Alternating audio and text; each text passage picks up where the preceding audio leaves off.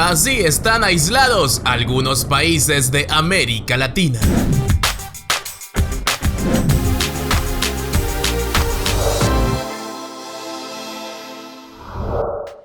Algunos países cuentan con maravillosos paisajes o abundantes recursos, pero otros se han perdido en la política y han quedado en un sendero de abandono. Algunos han sacado provecho de la valentía de su gente, pero el idioma o la ubicación geográfica detienen la integración o el progreso. Por lo que si quieres conocer los 10 países más aislados de América Latina, sigue con nosotros. Así que sin más, comencemos. Puerto Rico es lo que se considera una paradoja política. El territorio es parte de los Estados Unidos, pero técnicamente no es otro estado más. Goza de ciudadanía, pero carece de representación política plena y puede votar en las primarias presidenciales, pero no en la elección general. Todo esto ha generado un debate más que incendiario acerca de si la isla debería pasar a ser oficialmente el estado 51 de la nación. Y es que más de un siglo después de ser adquirida por los Estados Unidos, la isla continúa luchando con los efectos combinados de la depresión económica, la crisis de la deuda, la bancarrota, los desastres naturales y la inestabilidad de mantenerse en un limbo acerca de su propia condición en América Latina y el mundo. A principios del siglo XX, los diplomáticos brasileños creían que la manera más idónea de mejorar la posición de su país en el sistema internacional era permanecer aislados de los asuntos regionales. Como resultado, hasta mediados de la década de 1980, las élites brasileñas y los ciudadanos en general vieron a América Latina no como una construcción más amplia de identidad colectiva, sino simplemente como el paisaje geográfico que les rodeaba. Un siglo después, esta política exterior convirtió a Brasil en un extraño en su propio continente. Porque a pesar de que el país se siente como un territorio con actitudes latinas, el idioma se ha convertido en una barrera para la que es considerada la nación líder de América del Sur, limitando aspectos como la migración interna y externa o la influencia cultural que comparten otros países de la región como la música. En 1955, las islas de Cuba y Hong Kong tenían aproximadamente el mismo ingreso real per cápita, pero cada uno tomó caminos económicos muy diferentes. Ahora, 65 años después, Hong Kong ejerce tanta influencia como Estados Unidos, mientras que Cuba pasó a ser la nación caribeña más rica a la más pobre, junto a Haití. La respuesta a eso se encuentra, por supuesto, en Fidel Castro. La Cuba comunista ha estado aislada de los Estados Unidos y el resto del mundo desde que las relaciones diplomáticas se rompieron en 1961 en medio de la Guerra Fría. La desintegración del bloque soviético hace 30 años provocó especulaciones sobre el colapso del socialismo, ya que Cuba dependía completamente de la URSS para subsistir, pero esto cambiaría en el 2000 con la entrada de Venezuela, su nuevo proveedor. Es ampliamente conocido que la revolución haitiana generó tal devastación que la nación nunca se recuperó, pero no siempre se aprecia que no fue la revuelta dirigida por Toussaint Louverture la que generó la devastación. Toussaint llegó al poder con la formación de un ejército revolucionario negro. Sin embargo, la colonia fue invadida posteriormente por Bonaparte. El líder de la insurrección fue retirado del poder y Haití se hundiría en la ruina. Incluso el lenguaje ha dividido a esta nación. En Haití se hablan francés y un criollo haitiano heredado de esclavos. El francés, pese a ser utilizado en documentos oficiales y en la educación, tan solo lo habla un 10% de la población y es considerado un símbolo de estatus necesario para altos cargos. La población pobre y sin oportunidades, que representa el 80%, se ve entonces sometida a absoluta degradación. Al hablar de América Latina, países como Belice quedan completamente relegados, a pesar de ser un territorio de fronteras con Guatemala y México. Incluso millones de habitantes en el continente no sabrían apuntar dónde está ubicado o si es parte de la región conocida como América Latina, pero existen varias razones para ello.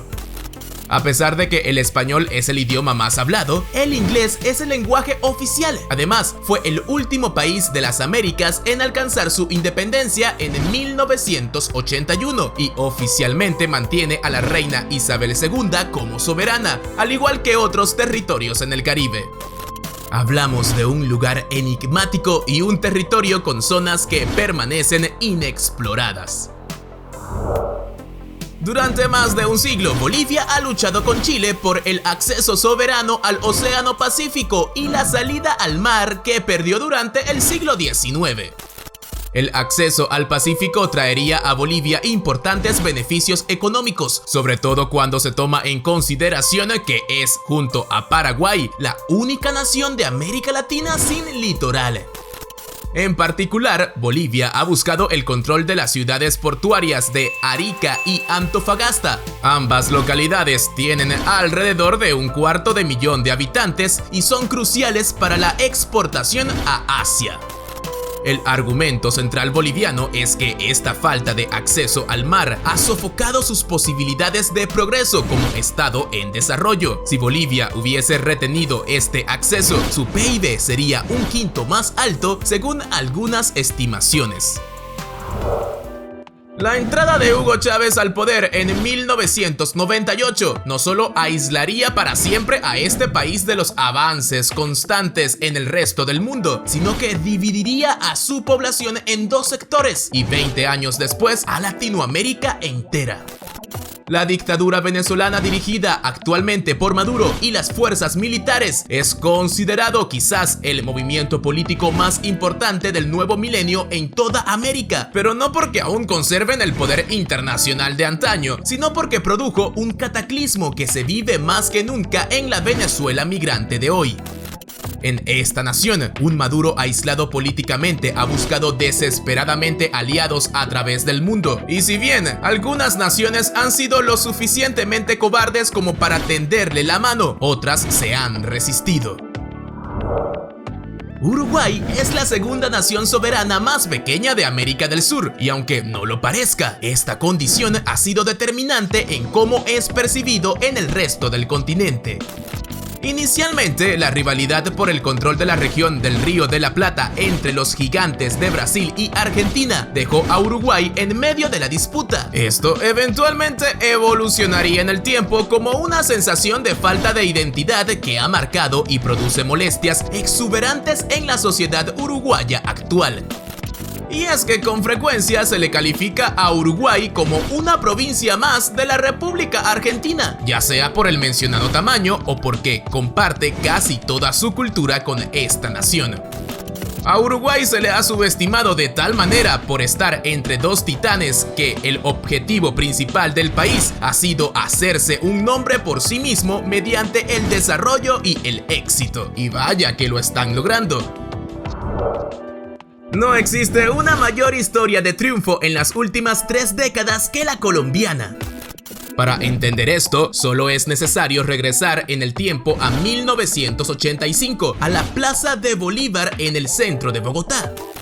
El 6 de abril de ese año, la edificación fue víctima de un brutal asalto por parte de un comando de guerrilleros que dejaría casi 100 muertos. Hoy, parados frente a este magnífico monumento, la historia cuenta algo diferente.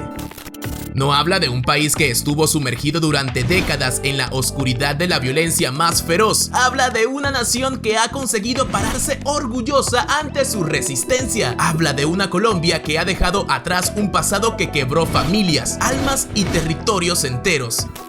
Es por ello que es este pasado lo que probablemente detiene a la Colombia actual.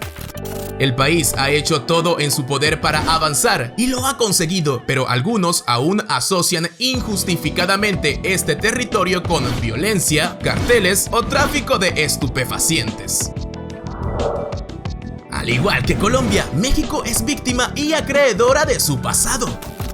Es casi mandatario que, de aparecer en cine o televisión, se le retrate a México como una nación atestada de drogas sin ninguna clase de progreso y anclada en la pobreza de un tercer mundo decadente. Por supuesto que ello ha sido parte de la historia mexicana, pero no es lo que le define. Su posición geográfica cercana a naciones centroamericanas de violencia aún más desmedida, básicamente también ha ayudado a esta condena. México es entonces un puente entre América Central y los Estados Unidos, con cientos de personas transitando entre sus desiertos buscando el sueño americano. México, además, está solo en los ataques políticos permanentes que vienen adosados con su cercanía a la potencia más grande del planeta. Y así finalizamos este video de Bendito Extranjero, en el que analizamos cuáles son esos países que quizás están más aislados por alguna razón en América Latina. Si tu país crees que también está aislado por algún tema en específico, por favor coméntalo acá abajo en los comentarios. ¿Y qué tú piensas de lo que hablamos de tu país en este video? Coméntalo también. Recuerda comentar con respeto, dale me gusta al video y compártelo en tus redes sociales. Eso es fundamental acá en Bendito Extranjero. Síguenos en nuestras redes, @Bendito Extranjero, y suscríbete al canal haciendo clic en suscribirse y luego en la campanita. De esa forma, siempre que haya un video nuevo, serías de los primeros en verlo. En fin, mil gracias por llegar hasta aquí. Esto fue Bendito Extranjero. Chao.